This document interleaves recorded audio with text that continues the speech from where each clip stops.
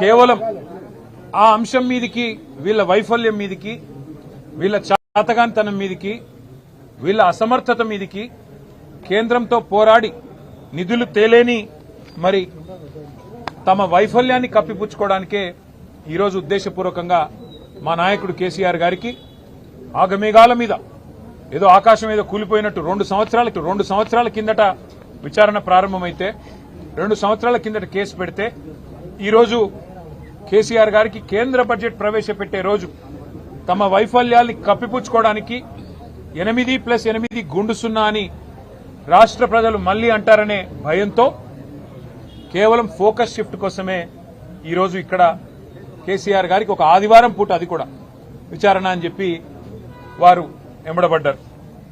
నిజానికి ఈ సిట్ ఏదైతే ఉందో వారు చట్టాన్ని గౌరవించలేదు.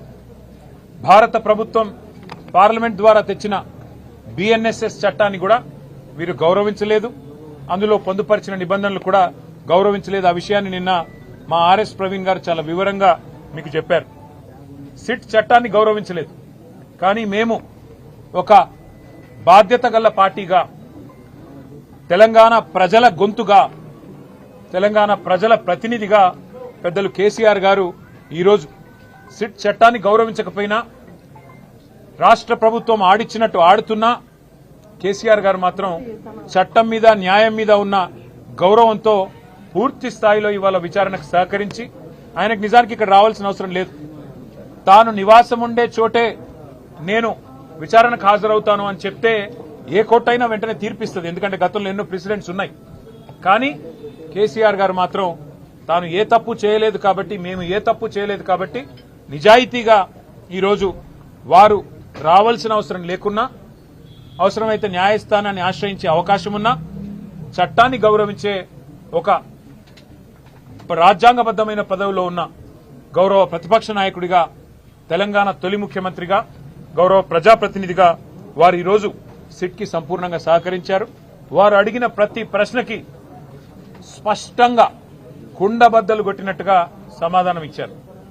ఈ రోజుతో నాకు అర్థమైన కాడికి, నాకు తెలిసిన కాడికి మరి ఈ రాష్ట్రంలోని పోలీస్ యంత్రాంగానికి, ముఖ్యంగా ఈ రాష్ట్ర డీజీపీకి, సిట్ కి నాయకత్వం వహిస్తున్న పెద్దలకి ఒక విషయం తేటతెల్లమైందని నేను అనుకుంటా ఉన్నా. అసలు ఎలాంటి తప్పు జరగలేదు అనే మాట స్పష్టంగా ఈ విచారణను నిర్వహిస్తున్న అధికారులకు ఇవాళ తేటతెల్లమైందని చెప్పి నేను భావిస్తా ఉన్నా. ఎందుకంటే నిజానికి ఏ తప్పు జరగలేదు, ఏ తప్పు ఎక్కడా కూడా మా ప్రభుత్వం ఎన్నడూ చేయలేదు.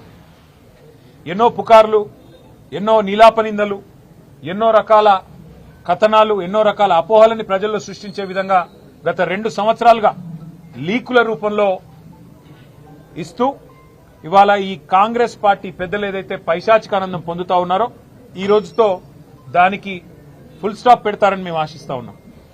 మీడియా కూడా దయచేసి నా ప్రార్థన, ప్రతిసారి విచారణ జరగంగానే మీ దగ్గరికి ఏదో లీకుల రూపంలో పంపుతారు. ఆ లీకులను దయచేసి విశ్వసించకండి. ఆ లీకులు ఎటుబడితే అటు బాధ్యతారాహిత్యంగా ఏవైతే ఇవాళ కావాలని నిజంగానే ఏమైనా చెప్పేది ఉంటే స్పష్టంగా స్టేట్మెంట్ ఇవ్వచ్చు.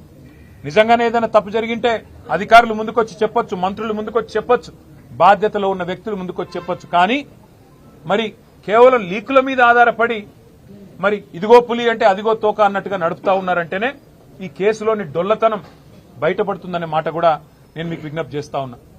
మరి పరిస్థితులు ఇట్లా ఉంటే, ఒకవైపు కేంద్ర బడ్జెట్లో రాష్ట్రానికి అన్యాయం జరిగితే, కేంద్రం కనీసం ఎంగిలి మెతుకులు కూడా మనకు విధించకపోతే, బాధ్యతలో ఉన్న మంత్రులు, బాధ్యతలో ఉన్న ముఖ్యమంత్రి గారు ఎక్కడుండాలా, ఏం చేయాలి? ఈరోజు మంత్రులేమో కేసీఆర్ గారిని తిరుగుతా ఉన్నారు, ముఖ్యమంత్రి గారేమో గాలి తిరుగుడు తిరుగుతా ఉన్నాడు. విదేశాల్లో విహారయాత్రలు, ఆయన పర్వట్టు కోరికలన్నీ నెరవేర్చుకునే విధంగా కార్యక్రమాలు చేస్తా ఉన్నాడు. మున్సిపల్ ఎన్నికలు ఒకవైపు జరుగుతూ ఉన్నాయి. రేపు చివరి రోజు నామినేషన్ విత్డ్రాల్స్ కి, ఇంకా ఇతరత్ర కార్యక్రమానికి బీఫామ్ ఇచ్చేదానికి రేపో ఎల్లుండో. అలాంటి ఈ పరిస్థితుల్లో మున్సిపల్ ఎన్నికల్లో ప్రధాన ప్రతిపక్షంగా మేము ఎక్కడికక్కడ పోరాటం చేస్తుంటే, క్షేత్రస్థాయిలో మా ఏకాగ్రతను దెబ్బతీయడానికి, ప్రజల అటెన్షన్ డైవర్ట్ చేయడానికి మళ్లీ ఈ కాక్ అండ్ బుల్ స్టోరీ ఒకటి తయారు చేసి ఏదో జరిగిపోయింది, వాళ్ళ కేసీఆర్ గారిని ఏదో విచారిస్తున్నారు, గ్రిల్ చేస్తున్నారు అంటూ కథనాలు వడ్డించి వార్చిన మరి ఈ ప్రభుత్వ అధికారులు వారికి ఇవాళ ఇతోధికంగా ఆదేశాలు ఇస్తున్న కాంగ్రెస్ పార్టీ పెద్దలు చూస్తూ ఉంటే మాకు అర్థం కావట్లేదు. ఈ అసత్య కథనాలు, ఈ లీకులు, ఈ అబద్దాలు, ఈ అదిగో పులి అంటే ఇదిగో తోక అనే పనికిమాలిన వ్యవహారం అంతా చూస్తూ ఉంటే అసలు ఈ విచారణ ఎవరి ఆధీనంలో జరుగుతుందో మాకు అర్థం కావట్లేదు. ప్రదేశ్ కాంగ్రెస్ కమిటీ అధ్యక్షుడు మహేష్ గౌడ్ గారి నాయకత్వంలో సిట్ ఉందా లేక అధికారుల ఆధీనంలో ఉందా మాకైతే అర్థం కావట్లేదు. విచారణ చేసేది సిట్టా లేక పీసీసీయా లేక బీజేపీనా అది కూడా మాకు అర్థం కావట్లేదు. వాళ్ళ రాష్ట్రంలో ఎంత దయనీయమైన పరిస్థితులు ఉన్నాయంటే నిన్నటికి నిన్న హైదరాబాద్ నడిబొడ్డున కోటిలో సుల్తాన్ బజార్ పరిధిలో పొద్దున 8 గంటలకి తుపాకీతో కాల్పులు జరిపి లక్షల రూపాయలు దొంగలు ఎత్తుకొని పోయినా వారి గురించి పట్టించుకునే నాదుడు గాని ఈ రాష్ట్రంలో ఇంత దిగజారిన శాంతి భద్రతల గురించి పర్యవేక్షించేవాడు గాని సమీక్ష చేసేవాడు గాని ఈ రాష్ట్రంలో ఎవరు లేరు. చివరికి ఎంత దారుణం అంటే గంజాయి స్మగ్లర్లు ఈ రాష్ట్రంలో ఒక ఎక్సైజ్ కానిస్టేబుల్ ను బండి ఎక్కించి ఆ అమ్మాయిని చంపేస్తే కూడా ఈ రాష్ట్రంలో అడిగే నాతుడు లేడు, పట్టించుకునేవాడు లేడు. ప్రభుత్వం నుంచి స్పందన అనేది సున్నా. అంటే ఎంత దయనీయమైన పరిస్థితుల్లో ఈ రాష్ట్రంలో శాంతి భద్రతలు ఉన్నాయో దీన్ని బట్టే చెప్పొచ్చు. సమ్మక్క సారక్క జాతర కోట్లాది మంది ప్రజలు గొప్ప జాతరగా తెలంగాణ కుంభమేళగా జరిగే అద్భుతమైన పండుగ, తెలంగాణ ప్రజలకు అత్యంత ప్రీతిపాత్రమైన పండుగ.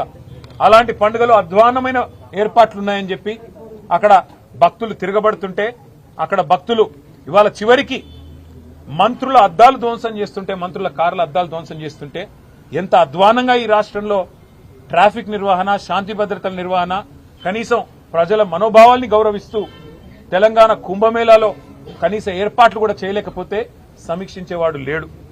ఎక్కడున్నారయ్యా ముఖ్యమంత్రి గారంటే గాలి మాటలు మాట్లాడుతూ గాలి తిరుగుడు తిరుగుతా ఉన్నారు. రాష్ట్రంలో మాత్రం లేరు.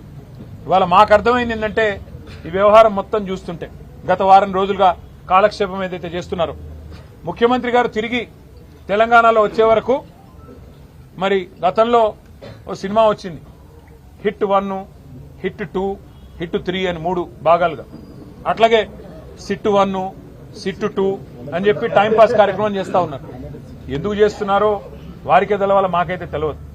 కేవలం ఏదో జరిగిపోయినట్టు ఇదిగో పులంటే అదిగో తోక అని ఒక డ్రామా తప్ప ఏమీ లేదు. ఒకటి మాత్రం చివరిగా నేను చెప్పదలుచుకున్నా, కేసీఆర్ గారి మీద బురద జల్లాలి అనుకుంటే అది సూర్యుడి మీద ఉమ్మేయడమే అవుతుంది. అది తిరిగి వచ్చి తమరి ముఖం మీదే పడుతుంది రేవంత్ రెడ్డి గారు, ఇది గుర్తుపెట్టుకోండి. ఇక చివరిగా మీ చెత్త రాజకీయం, ఈ లీకులు, పనికిమాలిన విచారణలు 2 ఏళ్లు కాలక్షేపం చేశారు.